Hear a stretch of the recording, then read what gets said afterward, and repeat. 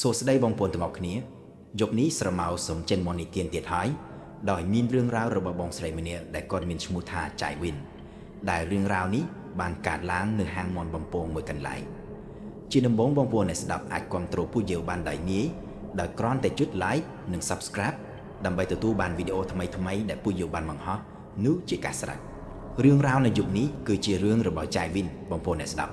រឿងដែលចៃវិនបានរៀបរាប់ប្រាប់ admin នេះគឺជារឿងកាលពីគាត់នៅធ្វើការជាបុគ្គលិកនៅហាងមន់បំពងម៉ាក់ល្បីមួយនៅពេលនោះគាត់ចាំបានថាគាត់ធ្វើការនៅទីនោះបានជាង3ឆ្នាំ74ឆ្នាំទៅហើយប៉ុន្តែនៅពេលបច្ចុប្បន្នពេលដែលចៃវិនបានរៀបរាប់រឿងរ៉ាវឲ្យ admin ស្ដាប់នេះគឺគាត់បានលាឈប់ការងារពីទីនោះបាត់ទៅហើយដោយហាងមន់បំពងដែលនិយាយនេះគឺជាហាងខ្នាតមធ្យមហើយបើកទទួលអតិថិជនច្រើនបែបច្រើនសន្តានទាំងអតិថិជនដែលមកអង្គុយញ៉ាំនៅហាងរួមទាំងអតិថិជនដែលខ្ជាប់ទៅផ្ទះក៏មានដូចគ្នាដូចជា Grab ឯនឹងច្រើនណាស់ហើយដោយសារតែបែបនឹងហើយទើបធ្វើឲ្យរាល់ថ្ងៃในហាងមានភាពរវល់ខ្លាំងណាស់ជាពិសេសគឺនៅពេលល្ងាចរហូតដល់ពេលយប់ជ្រៅហើយតួនាទីរបស់បុគ្គលិកក្នុងហាងដូចជាចៃវិននេះគឺត្រូវតែធ្វើការងារគ្រប់យ៉ាងពិតមែនបងប្អូនអ្នកស្ដាប់គឺធ្វើតាំងពីឈរនៅកន្លែងគិតលុយទទួលកំងអតិថិជនគិតលុយចាត់ចែងកំងពីកម្មវិធីរួមទាំងសម្អាតទាំងមុខហាងនិង counter តបកៅអីគឺត្រូវធ្វើទាំងអស់តែម្ដងគឺគ្មានអ្នកបោសសម្អាតឡើយនៅក្នុងហាងមន់បំពងដែលចៃវិនធ្វើការនៅទីនោះដោយពេញមួយរយៈពេលជិត4ឆ្នាំដែលគាត់បានធ្វើការនៅទីនេះក្រៅពីរឿងការងារដែលធ្វើជារៀងរាល់ថ្ងៃហើយគាត់ក៏បានជួបនឹងរឿងចម្លែកដែរដែលក្នុងរឿងខ្លះចៃវិនក៏ព្យាយាមប្រាប់ខ្លួនឯងថាគាត់ប្រហែលជាគិតតែខ្លួនឯងទេដឹងប៉ុន្តែតាមរយៈហេតុការណ៍ជាច្រើនកត្តាជាច្រើននិងហេតុផលជាច្រើនផុសតាងគ្រប់យ៉ាងវាច្បាស់លើសពីការដែលនឹងបដិសេធបានថាវាជារឿងធម្មតារហូតទាល់តែចៃវិនខ្លួនឯងចាប់ផ្ដើមជឿជាក់ថារឿងជាច្រើនដែលកើតឡើងនៅហាងមន់បំពងមួយនោះគឺមានខ្មោចលងយ៉ាងពិតប្រាកដបងអូនឯស្ដាប់តាមពិតទៅចៃវិនប្រាប់ថាមានរឿងតូចជាច្រើនប៉ុន្តែ admin សូមអនុញ្ញាតលើកយកតែរឿងធំពីរដែលចៃវិនបានជួបហើយមានគាត់នៅក្នុងហេតុការណ៍នោះមកនិទានឲ្យស្ដាប់តែម្ដងរឿងដំបូងគឺជារឿងក្នុងពេលដែលគាត់ធ្វើការនៅហាងមន់បំពងមួយនេះបានជិត1ឆ្នាំថ្ងៃនោះគឺជាវេនយប់ម៉ោងធ្វើការប្រហែលជាម៉ោងជាង10យប់នៅសល់ពេលមិនដល់15នាទីទៀតប៉ុណ្ណោះហាងនឹងត្រូវបិទហើយអតិថិជនដែលមកអង្គុយញ៉ាំក្នុងហាងក៏ចាប់ផ្ដើមគិតលុយហើយត្រឡប់ទៅផ្ទះវិញអស់ដោយកាលនោះក្នុងហាងមានបុគ្គលិកសរុបតែ3នាក់ប៉ុណ្ណោះគឺមានចៃវិនដែលឈរនៅមុខកន្លែងគិតលុយហើយកំពុងតែរាប់លុយទូទាត់បញ្ជីចំណែកបុគ្គលិក2នាក់ទៀតនៅក្រោយហាងជួយគ្នារៀបចំទុកដាក់សម្ភារៈសម្អាតគ្រប់យ៉ាងត្រង់ចំណុចនេះ admin ត្រូវរៀបរាប់ឲ្យស្ដាប់សិនថាទ្វារខាងមុខហាងរបស់ចៃវិនគឺជាប្រភេទទ្វារកញ្ចក់ដែលត្រូវរុញចេញចូលមិនមែនជាទ្វារអូតូដែលរុញតែចំហៀងនោះទេហើយនៅខាងមុខហាងក៏មានកណ្ដឹងតូចមួយជាប់នៅខាងលើដែរ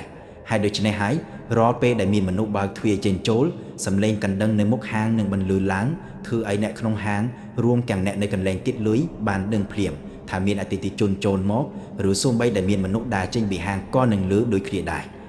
ហើយជាធម្មតាដោយសារតែភាពសមទោះបីជាចៃវិនមិនបានងើបមុខមើលទៅទ្វារមុខក៏នៅពេលឮសំឡេងកណ្ដឹងភ្លាមគាត់នឹងដឹងខ្លួនភ្លាមថាមានមនុស្សចូលឬមានមនុស្សដើរចេញពីហាងដែរនៅយប់ថ្ងៃនោះខណៈពេលដែលចៃវិនកំពុងតែអោនមុខរាប់លុយស្រាប់តែគាត់បានឮសំឡេងកណ្ដឹងខាងមុខហាងបន្លឺឡើងហើយសំឡេងនោះក៏ធ្វើឲ្យគាត់ភ្ញាក់ព្រឺតរួចងើបមុខឡើងមើលដោយស្វ័យប្រវត្តិក្នុងចិត្តពេលនោះគាត់គិតភ្លាមថាប្រហែលជាមានអតិថិជនទើបតែចូលមកថ្មីទើបគាត់ត្រៀមខ្លួនប្រាប់អតិថិជនថាពេលនេះហាងបិទហើយគ្រាន់តែថាបន្ទាប់ពីគាត់បានឮសំឡេងហើយងើបមុខឡើងអ្វីដែលគាត់បានឃើញគឺនៅត្រង់ទ្វារកញ្ចក់របស់ហាងវាត្រូវបានរុញបើកចេញទៅហើយកំពុងតែបិទចូលមកវិញយឺតហើយដូចជាទើបតែមាននរណាម្នាក់បើកទ្វារចេញទៅមិញនេះយ៉ាងចឹងហើយតាមរយៈរូបភាពនេះវាច្បាស់ណាស់ថាសំឡេងកណ្ដឹងមិនមែនរោទឡើងដោយឯងនោះទេគឺវាត្រូវតែមាននរណាម្នាក់បើកទ្វារចេញទៅមែនតែនប៉ុន្តែអ្វីដែលចៃវិនបានឃើញគឺបែរជាគ្មាននរណាម្នាក់ដើរចូលឬដើរចេញពីហាងសូម្បីតែម្នាក់ទាំងដែលស្ថានភាពនៅខាងមុខហាងនិងនៅក្នុងហាងគឺមានតែភាពទទេស្អាតគ្មានអ្វីខុសប្រក្រតីនោះឡើយក្រៅតែពីទ្វារកញ្ចក់ដែលកំពុងតែរញ្ជួយបិទចូលមកវិញហើយប្រសិនបើចង់គិតថាមានអ្នកលេងសើចក៏រត់តែមិនអាចទៅរួចទៅទៀតព្រោះថាជញ្ជាំងនៅខាងមុខហាងនេះគឺជាកញ្ចក់ថ្លាទាំងអស់អាចមើលឃើញទាំងខាងមុខ ខាងក្នុងនិងខាងក្រៅមើលឃើញគ្រប់ជ្រុងទាំងអស់ដែលបើទោះជាបែបនោះមែនប្រសិនបើមាននរណាម្នាក់បើកទ្វារហើយរត់ចេញទៅពិតមែនរយៈពេលត្រឹមតែមួយពព្រិចភ្នែកដែលចាយវាងើបមុខឡើងមកមើលយ៉ាងណាក៏ត្រូវតែឃើញមនុស្សម្នាក់នោះដែរក្នុងពេលនោះចាយវានខ្លួនឯងនៅពេលដែលឃើញបែបនោះក៏គាត់ភ័យស្លន់ស្លោដែរប៉ុន្តែគាត់ក៏ព្យាយាមលងចិត្តខ្លួនឯងថាវាប្រហែលជាខ្យល់បក់ឬក៏ទ្វារវាបើកដោយខ្លួនឯងព្រោះមានមនុស្សដើរចេញចូលច្រើនឬមានអ្នកដើរកាត់មុខហាងអីបែបហ្នឹងហើយដូច្នេះហើយគាត់ក៏បានអន់មុខរកលុយបន្តដោយសង្ឃឹមថានឹងបញ្ចប់ការងារនៅថ្ងៃនោះឲ្យបានឆាប់បំផុតហើយនឹងអាលបានត្រឡប់ទៅផ្ទះវិញបានឆាប់ប៉ុន្តែបន្ទាប់ពីនោះមិនដល់5វិនាទីស្រួលបួលផងក៏ស្រាប់តែមានសំឡេងបរោះចំណាំម្នាក់និយាយឡើងមកថាពូឃ្លានណាស់សុំអីហូបបន្តិចបានទេចៃវៀនភ្ញាក់ផ្អើលប្រលឹងស្ទើរលោតចេញពីខ្លួនព្រោះថាសំឡេងដែលបានឮនោះវាមិនបានបន្លឺចេញពីខាងមុខហាងនោះទេបងប្អូនអ្នកស្ដាប់ផ្ទុយទៅវិញសំឡេងនោះបែរជាបន្លឺចេញពីខាងក្រោយខ្នងរបស់គាត់ហើយវាលឺនៅជិតខ្លាំងមែនទែន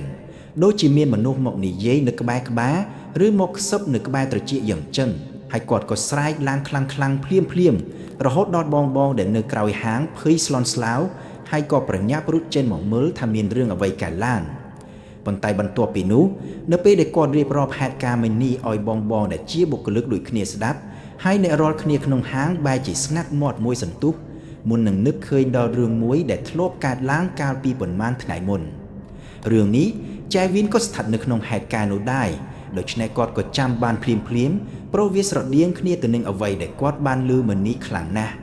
ស្រដៀងរហូតដល់គាត់មិនអាចមិនគិតបានទេថាហេតុការណ៍ទាំងពីរនេះអាចនឹងពាក់ព័ន្ធគ្នាគឺកាលពីប៉ុន្មានថ្ងៃមុនបងប្អូនអ្នកស្ដាប់ប្រហែលជាក្នុងកំឡុងពេលថ្ងៃត្រង់ក្នុងពេលនោះគឺមានអតិថិជនអង្គុយញ៉ាំមាន់បំពងពីហាងតែម្ដងប៉ុន្តែក៏ស្រាប់តែក្នុងអំឡុងពេលដែលនៅកន្លែងគិតលួយកំពុងតែរវូនខ្លាំងស្រាប់តែមានលោកពូចំណាម្នាក់ដើរចូលមកក្នុងហាងដោយលក្ខណៈរបស់គាត់គឺស្គមស្កាំងខ្លាំងណាស់ខ្លួនមានក្លិនស្អុយមើលទៅស្រដៀងទៅនឹងជួនអនាថាជាខ្លាំងគាត់បើកធ្វើហាងចូលហើយក៏ដើរសំដាយត្រង់ទៅតុរបស់អតិថិជនម្នាក់ភ្លាមតែម្ដងបន្ទាប់មកក៏និយាយប្រយោគដូចគ្នាដែលចៃវីនបានលើមិញនេះថាពូឃ្លានណាស់សុំអីហូបបន្តិចបានទេហើយហេតុការណ៍ដែលថានេះវាបានកើតឡើងនៅចំពោះមុខអតិថិជនជាច្រើនតុក្នុងថ្ងៃនោះធ្វើឲ្យអតិថិជនជាច្រើនអ្នកភ័យស្លន់ស្លោហើយក៏ដកថយចេញពីកៅអីដែលពូម្នាក់នោះទៅឈរនៅពីមុខតុអ្នកខ្លះដល់ថ្នាក់ក្រោកឈរចេញពីតុដោយភាពភ័យខ្លាចតែម្ដងហើយដោយសារតែបែបនោះខាងបងអ្នកគ្រប់គ្រងហាងប្រហែលជាមើលឃើញសភាពការនឹងមិនស្រួលក៏ប្រញាប់រត់ចូលទៅគាត់ហើយហៅពូម្នាក់នោះឲ្យចេញពីហាងទៅដោយពូម្នាក់នោះក៏ព្រមដើរចេញពីហាងតាមសម្រួលដែរប៉ុន្តែគាត់ក៏មិនបានទៅណាឆ្ងាយដែរគាត់គ្រាន់តែឈរហើយដើរចុះដោលឡើងនៅពីមុខហាងហាក់ដូចជាព្យាយាមបើកទ្វារចូលមកក្នុងហាងជាច្រើនដងទៀតរហូតទាល់តែអ្នកគ្រប់គ្រងហាងត្រូវសម្រេចចិត្តឲ្យបុគ្គលិកប្រុសតែឈររារាំងនៅពីមុខហាងទើបពូម្នាក់នោះមិនហ៊ានចូលមកទៀតត្រង់ចំណុចនេះអេដមីនសូមបញ្ជាក់បន្តិចបងប្អូនអ្នកស្ដាប់ចៃវៀនបានប្រាប់ថាតាមចិត្តគាត់ក៏ចង់ហុតអាហារឲ្យទៅពូម្នាក់នោះដែរប៉ុន្តែដោយសារតែវាជាច្បាប់របស់ហាងដែលហាមផ្ដាច់មិនតម្រូវឲ្យអាហារទៅដល់អ្នកដែលមកសុំអាហារនោះឡើយមិនដូច្នោះទេបុគ្គលិករួមតែអ្នកគ្រប់គ្រងហាងនឹងត្រូវរងការពិន័យមូលហេតុទី1គឺជាច្បាប់របស់ហាងហើយមូលហេតុទី2គឺត្រូវយកចិត្តគ្នាទៅវិញទៅមកព្រោះថាម្ចាស់ហាងគាត់ធ្វើអាជីវកម្មហើយបងប្អូនអ្នកស្ដាប់សាសគិតមើលថាប្រសិនបើថ្ងៃនេះឲ្យហើយចុះបើថ្ងៃស្អែកពូម្នាក់នោះមកទៀតឬក៏គាត់នាំនរណាណីមកសុំអាហារ free រាល់ថ្ងៃនោះវានឹងបង្កភាពវឹកវរនិងការខូចខាតដល់ហាងនោះជាក់ជាមិនខានហើយដូច្នេះហើយទើបវាត្រូវតែមានច្បាប់បែបនេះឯងដែលចៃវៀនបានប្រាប់ admin ថាបន្ទាប់ពីពេលនោះមកពូម្នាក់នោះបានដើរចុះដើរឡើងនៅមុខហាងអស់រយៈពេលប្រហែល20នាទីហាក់ដូចជាគាត់មិនទាន់ចង់ទៅណាឡើយប៉ុន្តែចុងក្រោយបង្អស់គាត់ក៏បានដើរចេញទៅបាត់ពីមុខហាងហើយចាប់ពីពេលនោះមកក៏គ្មាននរណាម្នាក់បានឃើញលោកពូនោះត្រឡប់មកវិញទៀតឡើយរហូតតតែមកដល់យប់ដែលកើតរឿងនេះឯងដែលជាយប់ដែលចៃវៀនបានឮសំឡេងបរិសុទ្ធចំណាស់និយាយប្រយោគនេះឡើងវិញម្ដងទៀតប៉ុន្តែខុសគ្នាត្រង់ចំណុចម្យ៉ាងគត់ពីលើកមុនគឺលើកនេះនៅពេលដែលចៃវៀនឮសំឡេងតែបែរជាមើលមិនឃើញរូបរាងរបស់ពូម្នាក់នោះទាល់តែសោះហើយដោយសារតែបែបនោះទើបគេមិនអាចទាយដឹងឡើយហើយក៏គ្មាននរណាដឹងដែរថាមកទល់ពេលនេះព ពូម្នាក់នោះនៅមានជីវិតរស់នៅឬយ៉ាងណាឬក៏គាត់បានចែកឋានទៅហើយក៏គ្មានអ្នកណាដឹងហើយបើតាមរយៈហេតុការណ៍ដែលនិយាយនេះបងអូនអ្នកស្ដាប់គឺនៅថ្ងៃនោះបុគ្គលិកគ្រប់គ្នានាំគ្នាភ័យខ្លាចទាំងអស់គ្នាក្រោយពីទូទាត់បញ្ជីលុយកាក់រួចរាល់ហើយក៏ម្នាក់ប្រញាប់ត្រឡប់ទៅផ្ទះទៅបន្ទប់ជួលរៀងខ្លួនភ្លាមលុះដល់ថ្ងៃបន្ទាប់នៅពេលដែលហាងបានបើកកាមេរ៉ាសុវត្ថិភាពមើលសកម្មភាពឡើងវិញគឺមើលក្នុងកំឡុងពេលដែលចែវីនស្រែកដោយភាពភ័យខ្លាចនោះអ្វីដែលបានឃើញដំបូងគេគឺនៅត្រង់កាមេរ៉ាខាងមុខទ្វារហាងដែលនៅសុកក៏ស្រាប់តែវាបើកចេញដោយខ្លួនឯងពិតមែនមុននឹងសន្សឹមក៏ទាញបិទចូលមកវិញដូចជាមានមនុស្សដែលចូលមកក្នុងហាងយ៉ាងអញ្ចឹងប៉ុន្តែកាមេរ៉ានោះក៏នៅមើលមិនឃើញរូបរាងមនុស្សណាម្នាក់ឡើយបន្ទាប់មកក្នុងចង្វាក់ដែលចែវីនឮសំឡេងលោកពូនោះនិយាយរូបភាពក្នុងកាមេរ៉ាសុវត្ថិភាពបែរទៅចាប់បានអ្វីមួយនៅពីក្រោយខ្នងចែវីនតែម្ដងគឺវាមានស្រមោលខ្មៅរូបរាងដូចជាមនុស្សកំពុងតែឈរនៅពីក្រោយខ្នងចែវីនពិតប្រកបមែនស្រមោលដែលថានេះឈរនៅពីក្រោយខ្នងចែវីនតែប៉ុន្មានវិនាទីប៉ុណ្ណោះក្នុងចង្វាក់តែមួយដែលគាត់ស្រែកដោយខាភៀសផ្អើលចេញមកចំពោះចែវីនគាត់បានប្រាប់ថាគាត់មិនបាននឹកនាដល់រឿងពួកអនាថាម្នាក់នោះឡើយព្រោះគាត់គិតថាគ្រាន់តែជាជនអនាថាធម្មតាប៉ុន្តែនៅពេលដែលមកជួបហេតុការណ៍បែបនេះវាដូចជាភ័ស្តុតាងហើយក៏ជារឿងបញ្ជាក់យ៉ាងច្បាស់តាមរយៈរូបភាពក្នុងកាមេរ៉ាសុវត្ថិភាពផងដែរទើបធ្វើឲ្យគាត់ជឿជាក់លើកពី 100% ថាពួកម្នាក់នោះអាចនឹងគ្មានជីវិតរស់នៅទៀតនោះទេចំណែកឯរឿងបន្តទៀតគឺជារឿងរបស់អតីតបុគ្គលិកម្នាក់ហើយបច្ចុប្បន្នគឺគាត់បានចែកឋានបတ်ទៅហើយគាត់ម្នាក់នេះគឺអាចប្រាប់ឈ្មោះគាត់បានសូមអនុញ្ញាតប្រើឈ្មោះថាចែធីដោយចែវីនបានប្រាប់ថាចែធីទំនងជាមានអាយុប្រហែលជាង30ឆ្នាំហើយបានចូលមកធ្វើការនៅហាងនេះមុនចែវីនជាច្រើនឆ្នាំមកហើយដោយតួនាទីចម្បងរបស់គាត់គឺនៅក្នុងផ្នែកចុងភៅចែធីគឺជាមនុស្សដែលធ្វើការងារបានល្អណាស់ឧស្សាហ៍ព្យាយាមហើយក៏ជាប្រភេទ introvert គឺស្ងាត់មិនសូវនិយាយស្ដីអីច្រើនឡើយហើយដូច្នេះហើយទើបបុគ្គលិកក្នុងហាងសុទ្ធតែស្គាល់មុខស្គាល់មាត់និងស្និទ្ធស្នាលជាមួយគាត់ព្រោះកាលណាដែលមានចែធីមកធ្វើការជាមួយអ្នកនៅក្នុងវេននោះនឹងមានភាពងាយស្រួលធ្វើការជាខ្លាំងព្រោះគាត់ធ្វើការងារបានល្អជាងគេរហូតមកដល់ថ្ងៃដែលកើតហេតុវាគឺជាថ្ងៃធ្វើការតាមធម្មតានេះឡើយហើយក៏គ្មាននរណាដឹងដែរថាថ្ងៃនោះនឹងក្លាយជាថ្ងៃដែលគ្មាននរណាម្នាក់អាចបំភ្លេចបានគឺនៅក្នុងខណៈពេលដែលចែធីកំពុងធ្វើការនៅកន្លែងចុងភៅសុកគាត់ក៏បានប្រាប់មិត្តរួមការងារក្នុងវេនជាមួយគ្នាថាសូមទៅបន្ទប់ទឹកមួយផ្លេតហើយក៏ដើរចេញបាត់តែម្ដង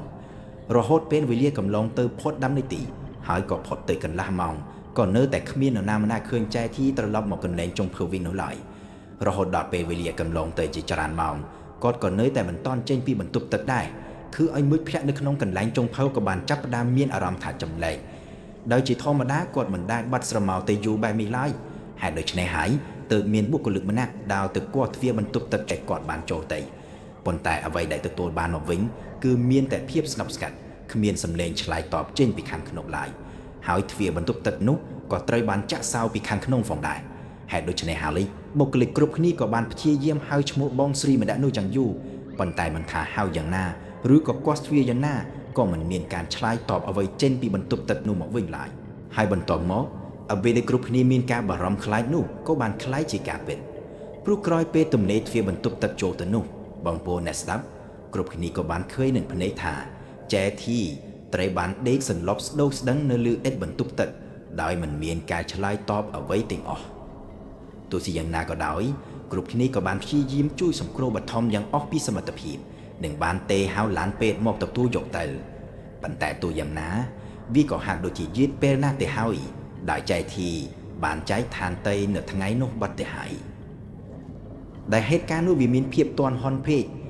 ចាប់តាំងពីថ្ងៃនោះមកបន្ទាប់ពីចែធីបានស្លាប់ទៅរឿងរ៉ាវចម្លែកដែលមិនអាចពន្យល់បានក៏ចាប់ផ្ដើមកើតឡើងនៅក្នុងហាងនេះដូចជាដំបូងបន្ទាប់ពីចែធីបានស្លាប់ទៅរឿងតាក់ទងនឹងការចូលធ្វើការរបស់បុគ្គលិកគឺមានអ្វីមួយយ៉ាងហាក់ចម្លែកជាខ្លាំងគឺនឹងហាងមន់បំពងដែលនិយាយនេះរាល់ពេលបុគ្គលិកចូលធ្វើការគ្រប់គ្នាត្រូវតែស្កែនមុខជាមួយម៉ាស៊ីនហើយពេលស្កែនជាប់វានឹងមានសំឡេងនិយាយចេញមកថាចូលធ្វើការបានជោគជ័យវាជាសំឡេងស្វ័យប្រវត្តិដែលបុគ្គលិកគ្រប់គ្នាស្គាល់បានយ៉ាងច្បាស់នៅក្នុងថ្ងៃកើតហេតុនោះគ្រប់គ្នាចូលធ្វើការតាមធម្មតាមិនមានអ្វីខុសប្លែកឡើយ រហូតដល់វេលាម៉ោងប្រហែល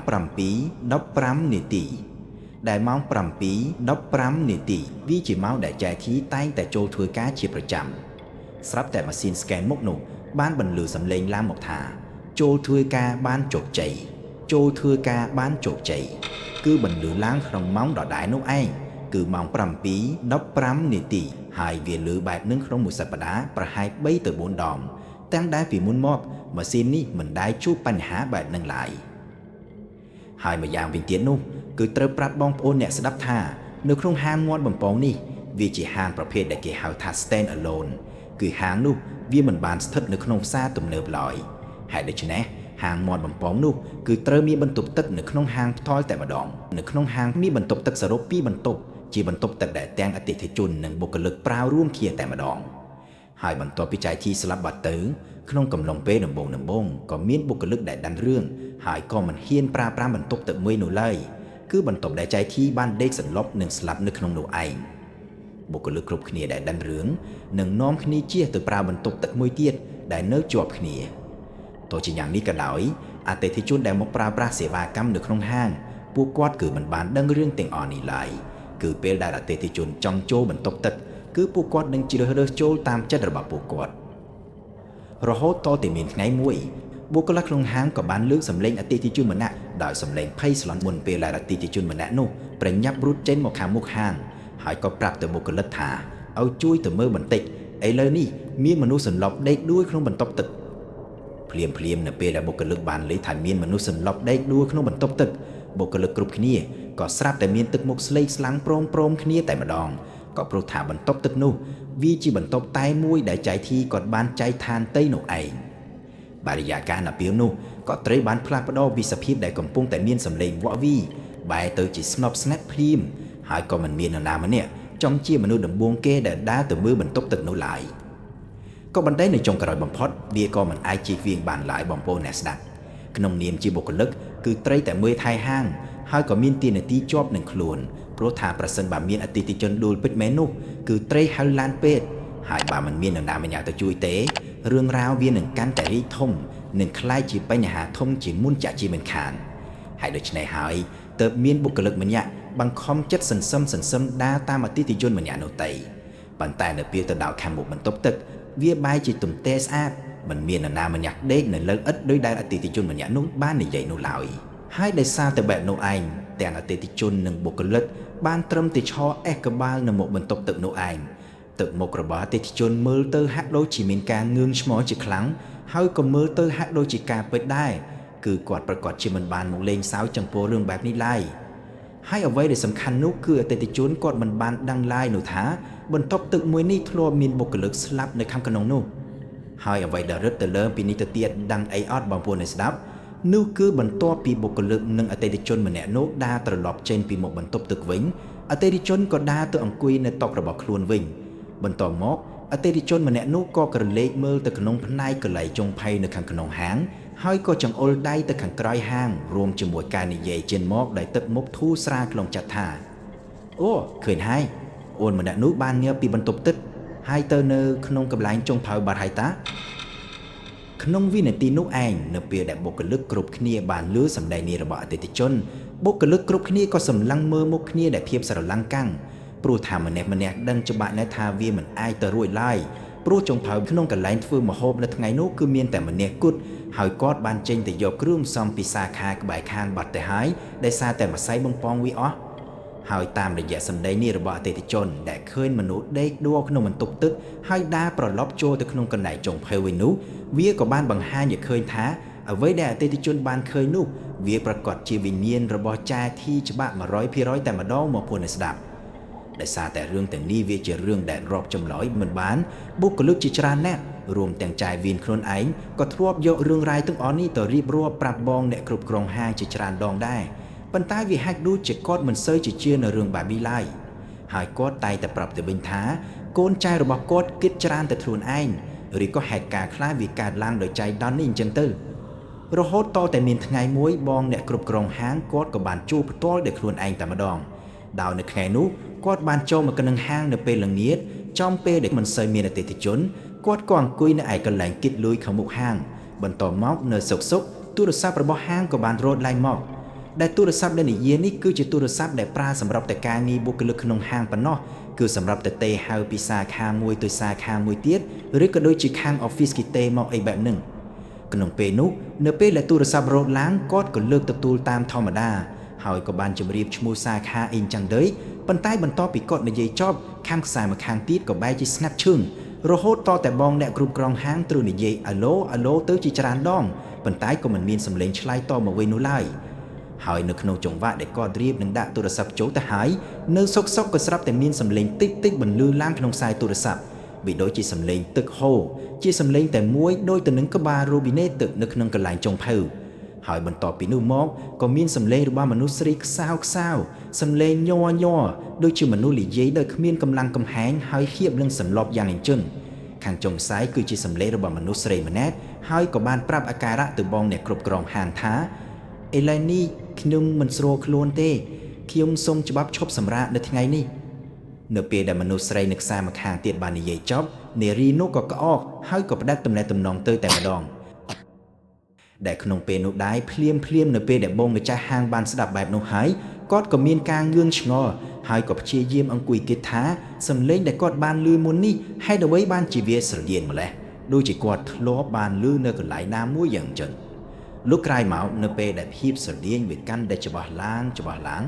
ហើយបន្តិចក្រោយមកគាត់ក៏ចំណាំបានថាជាសំឡេងរបស់ចែកធីបងប្អូនស្ដាប់បងអ្នកគ្រប់គ្រងហាងក៏ភ័យស្លន់ដល់ថ្នាក់បោកភ្នែកធំព្រោះថាខណៈពេលលោកចែកធីទេមកគាត់បានចែកឋានទៅអស់រយៈពេលជាង1ខែបាត់ទៅហើ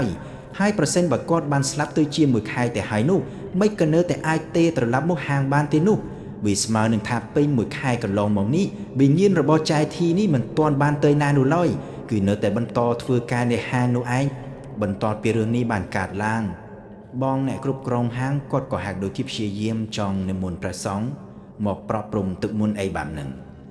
ហើយក៏ព្យាយាមចង់ធ្វើបុណ្យនៅក្នុងហាងដែរប៉ុន្តែត្រូវសុំការអនុញ្ញាតពីថ្នាក់លើសិនដោយសារតែហាងហ្នឹងវាជាប្រភេទហាងដែលបើករាល់ថ្ងៃគ្មានថ្ងៃជប់សម្រាប់ឡើយហើយដូច្នេះហើយការនិមន្តព្រះសង្ឃមកធ្វើបុណ្យអីបែបនេះវាគឺជារឿងពិបាកខ្លាំងណាស់បងប្អូនអ្នកស្ដាប់ដោយចុងក្រោយបងអស់ចែវិនក៏ប្រាប់ថាគឺមានការយកមន្តបំពងទៅប្រគេនព្រះសង្ឃនៅវត្តហើយក៏និមន្តលោកមកប្រោះព្រំទឹកមុនបន្តិចបន្តួចហើយវាគួរឲ្យចម្លែកណាស់ព្រោះបន្ទាប់ពីនោះមកគ្រប់យ៉ាងនៅក្នុងហាងក៏បានត្រឡប់មកជាធម្មតាវិញទាំងអស់តែម្ដងទាំងរឿងម៉ាស៊ីន scan មុខដែលលែងមិនឮសំឡេងខ្លួនឯងទាំងទូរស័ព្ទក្នុងហាងរបស់អ្នកគ្រប់គ្រងក៏លែងរត់ឡើងដោយគ្មានប្រភពច្បាស់លាស់ទៀតដែរហើយបន្ទប់ទឹកក្នុងហាងក៏លែងជួបអ្វីដែលចម្លែកទៀតដែរគឺវាហាក់ដូចជាគ្រប់យ៉ាងសន្សឹមត្រឡប់ទៅជាស្ងប់ស្ងាត់វិញរហូតតតែគ្មាននរណាម្នាក់ជួបអ្វីនៅក្នុងហាងនេះទៀតឡើយនេះគ្រាន់តែយើងស្ដាប់រឿងពីម្ចាស់សាច់រឿងហើយយើងនឹងមានអារម្មណ៍ថាគួរឲ្យខ្លាចនឹងនេះបងប្អូនអ្នកស្ដាប់ចុះបងប្អូនអ្នកស្ដាប់សាកគិតមើលទៅថាចៃវិនត្រូវធ្វើការនៅនឹងមុខកន្លែងកេតលុយហើយក៏ធ្វើការនៅក្នុងហាងមន់បំពងនោះគ្រប់ពេលវេលាជាពិសេសគឺក្នុងអំឡុងពេលរសៀលឬវេនយប់ជ្រៅនឹងតែម្ដងវាពិតជាគួរឲ្យខ្លាចមែនតើបងប្អូនអ្នកស្ដាប់គឺយើងមិនដឹងតតែសោះថាថ្ងៃណាដែលយើងនៅវេនយប់ហើយនឹងត្រូវសយជួបចែកធីឬក៏សូម្បីតែជួបពូម្នាក់នោះទៀតវាក៏ជារឿងដែលពិបាកនឹងស្មានដឹងណាបងប្អូនអ្នកស្ដាប់ថាតើយើងនឹងអាចធ្វើការបានដោយរលូនឬយ៉ាងណាប៉ុន្តែវាក៏សំណាងដែរដែលបន្ទាប់ពីមានការនិមន្តព្រះសង្ឃមកប្រោះព្រំទឹកមុនអីបែបនេះហើយវាក៏បានធូរស្រាលឡើងវិញដែលថាធូរស្រាលហ្នឹងគឺវានៃមានរឿងខ្លះដែរដូចជាអាម៉ាស៊ីន scan មកពេលបុគ្គលិកចូលធ្វើការហើយវាបន្លឺឡើងឯងក៏នៅមានខ្លះដែរបងប្អូនអ្នកស្ដាប់ប៉ុន្តែវាតិចជាងមុនច្រើនហើយខ្ញុំក៏យល់ដែរដោយសារតែហាងមន់បំពងវាជាហាង franchise ដែលយើងដឹងហើយថាវាមានច្បាប់ទម្លាប់មាន QC មានអីបែបហ្នឹងបាននឹងឲ្យនិមន្តព្រះសង្ឃតែឆាន់ចង្ហាន់ត្រង់នៅក្នុងហាងវាក៏ប្រហែលជាធ្វើមិនកើតឡើយ